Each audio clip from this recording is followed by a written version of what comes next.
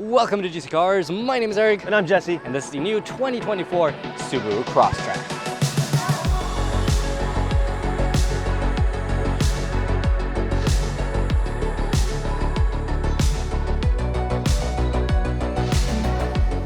Alrighty, newly refreshed 2024 Subaru Crosstrek, not track, Trek.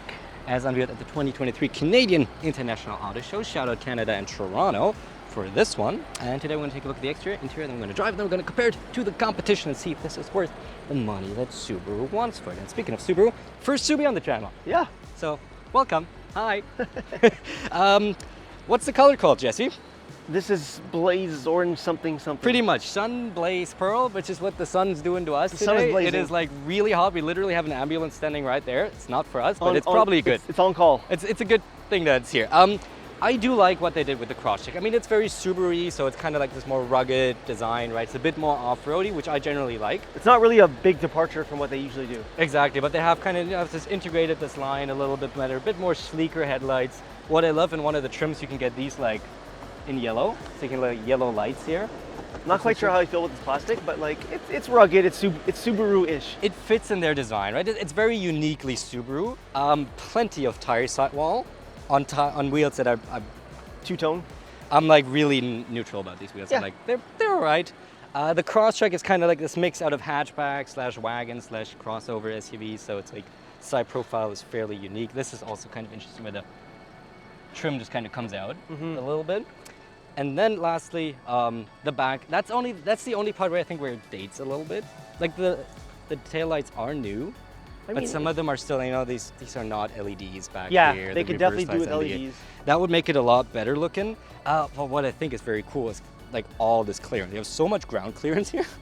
Like I wouldn't be afraid of taking this on a trail. Well, and that's kind of where they market this, right? They gave us this car with like a, what was it, like a national park pass? Yeah, so Subaru gives everyone like Ontario Provincial Park kind of like passes, so we could just go there. And s'mores. We tried to bribe us with sugar We got snacks. free s'mores. So yeah, we have to disclose this. We are officially bribed by Subaru. No, we're not bribed. We're still very much independent. I could see people, putting a small lift on this with some more Right. all-terrain tires and having some fun. If we get the wilderness version at one point, that's a little lifted from the factory. Maybe we'll take it off-roading, right? Yeah, we could do that. But should we take a look at the interior first? Let's get out of this heat. Oh God. AC! Already inside the Subaru Crosstrek. And out of the apocalyptic heat. Yeah, we're not quite getting that burned hellscape out there anymore. No, I don't want to complain, but what do we think of the Subaru Crosstrek interior?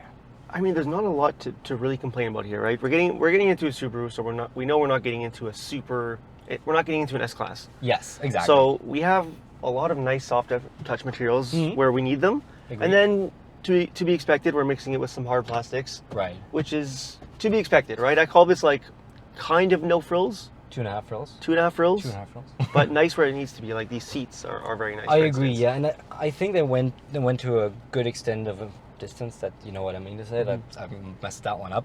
But they have like varied colors and materials. They tried to make it 50 shades of grey, literally.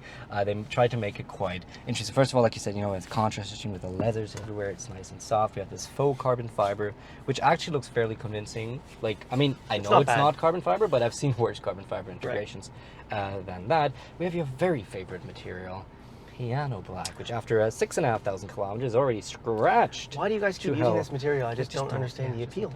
Like just give us this carbon fiber or something. Or something. Or a different gray. I don't know. This just looks crap.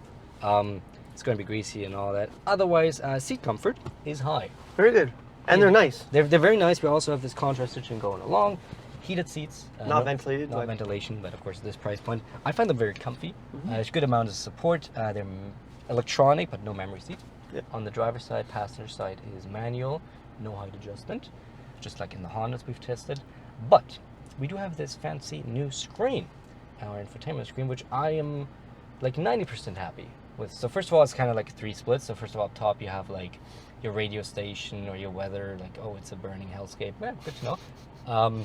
Then in the middle we have like our main parts, so that might be navigation, that might be your radio, Sirius XM in my case, or Android Auto, Apple CarPlay wireless. Wireless, yes. Which is nice. And at the bottom we have our HVAC controls. The HVAC is partly physical, so we do have like the temperature buttons on the side, but like fan speed, recirculating, all that is a touch button, and you sometimes have to go into a bit more of a menu.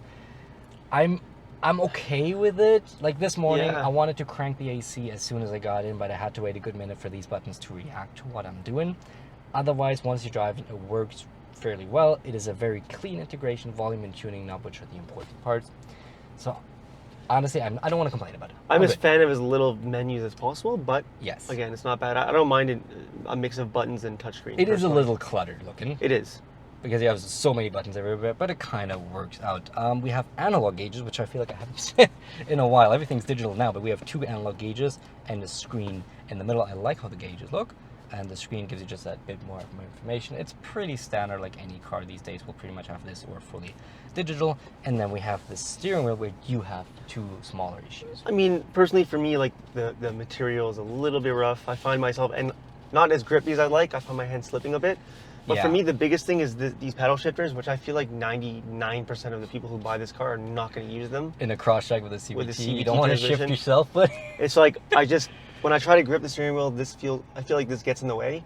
Yeah. And if you have bigger hands than me, then you're going to have even more of an issue. So a small gripe, I don't know why those are even there. So I'm kind of claw gripping around it, which works. But I can relate. I've had another car like a Buick where I didn't feel like I'm getting a good grip, and like a steering wheel is like the one thing you really need to get a good grip on.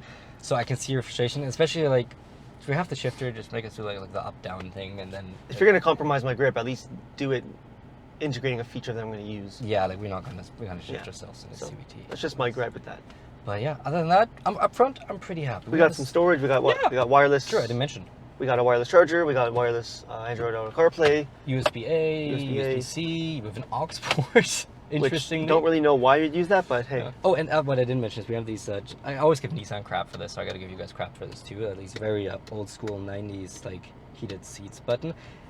I'm happy we didn't put these in the infotainment.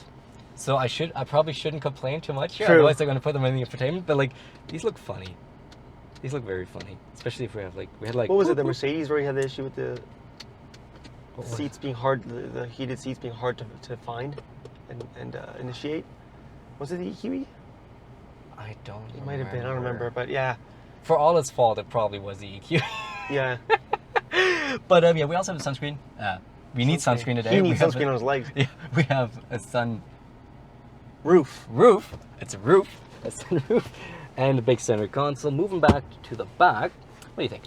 I don't think there's really much wrong there. We got enough leg room. We got enough headroom, unless you're a giant. Yeah. It's still a subcompact at the end of the day, so it's not gonna be super roomy, and you lose some of like the nicer touch materials. Yeah, you get some so you trade some soft touch for hard touch back there. The seats are a little bit more firm, not as comfortable for sure. Can't recline either. Can't recline. I was comfortable though. Yeah, it's fine. It's fine. I'm not saying it's bad. It's just not as comfortable as the front seats, obviously. Oh yeah, definitely. You got 2 couples back there, USB-C, USB-A. And then all the way in the back, in our trunk, 19.9 cubic feet of space, just as that. And if we slightly under average. Yeah, it is slightly under the average. I mean, even for a subcompact, it's a little less. Eric knows all about that. I'm an automotive journalist. I know my cars. Yeah, that's what you're implying, right? And you can turn, of course, put down the second row, and then you get 54.7 cubic feet. Once again, not like class leading, also not bottom of the class, kind of like in the mid range. But I think it is time for us to hit the road and drive. To the road, Jack. All right, out in the Subaru Crosstrek. Should we go for the first launch in a Subi on this channel? Sure, it's going to be explosive. Oh, it's going to be very explosive. Brake, torque, sport mode, traction control off. Oh, okay. Oh, there we go. Okay. Yeah. Ah, my head hit the seat and then it just stopped. Same. You got to have yourself. Oh yeah, CVT baby. CVT. You know what I now notice? Like CVTs sound back when you had like a computer from a couple of years ago, and if they really blue screen and it's just like this one constant sound, like that's how CVT sounds. So let's go back into normal. We have a naturally aspirated 2.5 liter inline 4 producing 182 horsepower and 178 pound-feet of torque sent to all 4 wheels. Obviously, this is a Subaru. It's going to have symmetrical all-wheel drive through a CVT.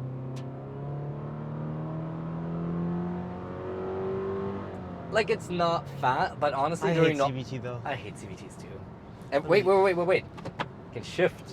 It says 7. This doesn't even mean anything, but 6, 5, 4, 3. I mean, it fake shifts pretty well, actually. Like, that's a pretty good. Like, you don't need it though. I just would never use it. Me neither. Never use it. Power-wise, honestly, like, I'm fine. Doing normal driving, I'm totally fine with it. It is... Merging on the highway, you're good. Like, passing, you can do it. It's not going to be the fastest, but you can do it. Yeah, and it's reasonably smooth. I think it's just like, of course, if you want to have any like fun sports car like that, you don't buy a Crosstrek. It's not a sports car. The fun you have is, keep my eyes on the road. Sorry, I'm having a conversation EyeSight. The fun you have. Cross-eyed? Who knows? If you're cross-tracking your eyes. That's ableism. If you're cross-tracking. Yeah. But we do always want to do a little handling test. We are in sport mode for that, of course. And let's see what the Crosstrek can do in terms of vehicle. See how well you can steal that parking spot at Loblaws, you know? Right. And there we go. Not bad. Yeah. Of course, going a little easy here, but well, like no steering feel whatsoever. I don't care. It's smooth. It's easy. Back to normal mode. And like it does what you need. If you ever need it to do anything, it'll do it. You need to get your kid on school on time. Right. Like you can hustle through the suburbs. You can burn some rubber at that parking lot, you know? But yeah, like one day we took a Subi off to the trails. That's where they will be a bit more fun. But do you want to hop behind the wheel? Let's burn some more rubber. All right. Back behind the wheel of this exhilarating machine. Kidding. See, like right away, these freaking paddle shifters, like just like they annoy you right away. I want to pop. If I owned this car, I'd probably just rip them off. You could probably remove them somehow. It's like, yeah, I'm just fiddling with them. Yeah, it's funny. Like for me, there's not an issue, but I guess that's the quarter inch of difference. I almost have to slip my fingers inside. It's like really weird. Or you got to do the driving school grip. Yeah, up here. And they like sit this close. Yeah, so when the airbag deploys, it just rips my face off. Yeah, that's always a good thing. But let's talk a little bit more about daily driving. Suspension-wise, I'm very happy with this. I have no complaints. This ride's actually really comfortable. Like big bumps, small bumps alike get absorbed really well. We did talk about the big sidewall we have on the tires, right? It's not like they put 20-inch wheels on this like some other manufacturers like to do these days, or most manufacturers like to do these days. You can go, buddy. Yeah, anytime now. Yeah, this thing it handles bumps as well as you're going to need it to do. Yeah, I agree. And noise levels alike are really good. Like even on the highway for the better than you'd expect. Yeah, it is. It's honestly a fairly refined vehicle for the. Oh, there we go. For the price, it's a fairly refined vehicle. I'm really happy with it. What you just heard was the Subaru EyeSight system. So we have all the fancy stuff like automatic emergency braking, lane centering, lane keep. The lane centering, unfortunately, is coupled to cruise control. So lane centering, just for explanation, is when the car essentially steers for yourself. You still have to keep your hands on the steering wheel and all that. Works really well, but if it's coupled to cruise control, I barely ever use it because I barely use cruise control. Adaptive, that is in this case, of course. But you have that system and it works well. So it's good for a long highway drive. Agreed. Definitely not going to use it in the city. Yeah, you're not going to use it in the city, and we do have a couple of off-roading goodies, but we'll talk about that once we go off-roading in a Subaru, because we don't need to talk about that on Toronto-like roads. Although with the potholes, you never know, actually. But I think we can already come to a conclusion here. Well, I like this. I like this, and you know, I guess we got to mention price. Yes, so aspect, top trim, Subaru Crosstrek Limited, $39,190 Canadian. It's hard to find a car under 40K today. So. Right, we're sub 40. I feel like everything's like 50 now, and finding a car for this price is really good. Couple of competitors we gotta mention. Encore, yeah, we had the mid trim, which was about 35. The CX-30. CX-30, which top trim comes out to about the same. Which I didn't drive. I didn't get the pleasure of driving. True, you didn't drive that. HRV. About the same price. Not a fan. And yeah, those are the main ones we want to talk about.